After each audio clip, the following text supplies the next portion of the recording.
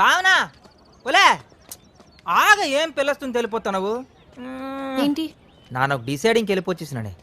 ఈ జయగడేమో పాట పాడి కాలేజీలో గుంటలందరినీ పడగొట్టేసినాడు. ఈ సిడ్ గడేమో మాటలతో పియాను పడగొట్టాడు. నాకేమో అలా పాట పాడడం రాదు, ఇలాగ మాట్లాడడం రాదు. అందుకే నన్ను శాలినికి సింపుల్గా కవిత రూపంలో చెప్పిద్దాం అనుకుంటాను. ఏటంత కవిత? యా. నువ్వా? యా. నీకు కవితలు రాయటం కూడా వచ్చా? రాదు.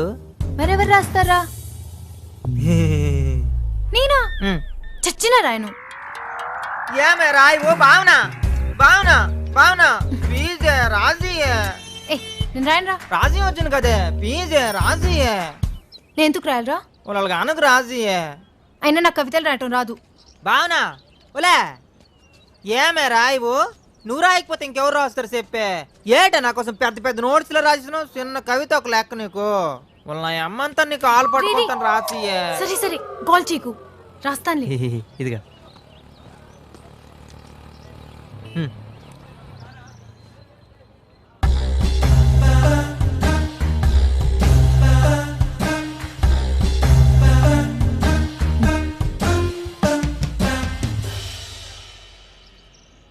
ఫిలాసఫీ ఫిరోసియస్ ఇలా పెద్ద పెద్ద పదాలు ఆడు.